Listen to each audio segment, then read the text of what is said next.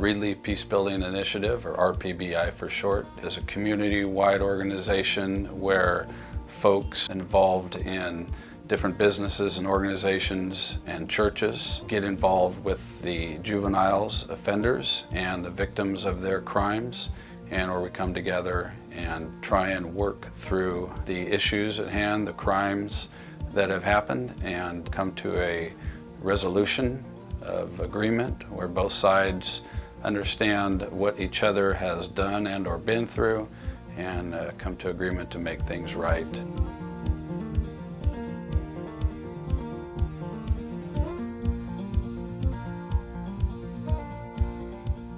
One of the reasons that we do volunteer our personal time to be mediators for RPBI is because we believe not only in our community, but we also believe in these young people.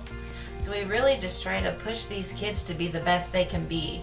I mean, we're humans. Everyone makes mistakes. It doesn't mean their life's over, you know, and we want them really, I mean, to be successful. I first was brought into restorative justice around 14 years old, and prior to that, I had to overcome a lot. I had problems in my home with my mom and my dad went to prison, and my mom and I just didn't see eye to eye, and I was just a teenager, just wanted to do whatever I wanted to do, didn't want to hear anybody else. I ended up getting into a fight with her. It got physical. I went to juvenile hall.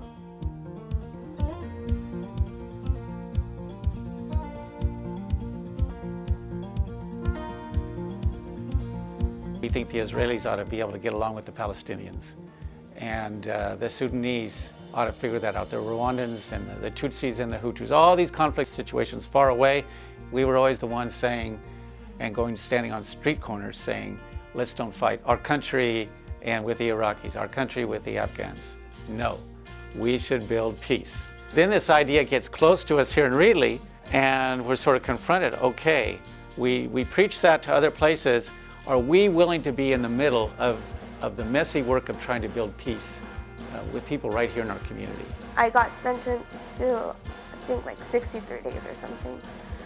And after that is when I got to talk to representatives of restorative justice and set up our mediation plan, and we sat down and we made a plan on how we were not going to let this happen again, how to prevent it.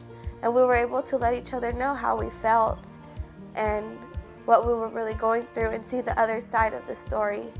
And it wasn't all her fault, and I thought it was, and I always put the blame on her.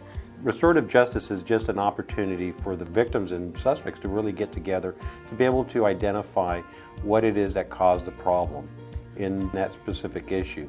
And so what restorative justice will do, it allows for that victim and that offender to sit in the same room, to be able to work out the issues, and in essence, at the end of the day, for the offender to say, I'm sorry for what I did, for the victim to have some sort of closure to the case. We are on the side of, can we, in any kind of conflict situation, find ways of building restoration, as opposed to saying we must just come down hard on the bad people.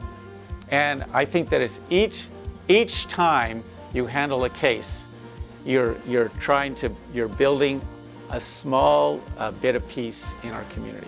For a guy who's been in law enforcement for 25 plus years, it was very tough for me to understand it and get involved with restorative justice, because it was just not in my genes. It just wasn't the way that I was brought up in law enforcement. I was brought up in law enforcement to hook them and book them, let someone else worry about them. But now what we do, and what I'm encouraging our officers to do, and what I encourage our community to do, is to take ownership into the kids that commit crimes in our community. It is our responsibility. When I say our responsibility, I don't mean the police department's responsibility. I mean it's this community's responsibility. We have proved that it saves time, it saves money, definitely, and it saves lives. I mean, we have stories and stories of lives that have been changed. There are stories and stories throughout the years of restorative justice where relationships have been restored, of course, but lives literally have been saved.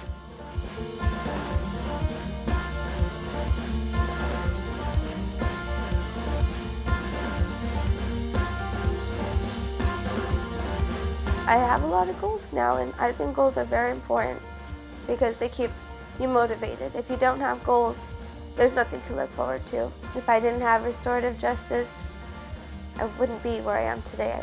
I honestly wouldn't be doing as good as I am.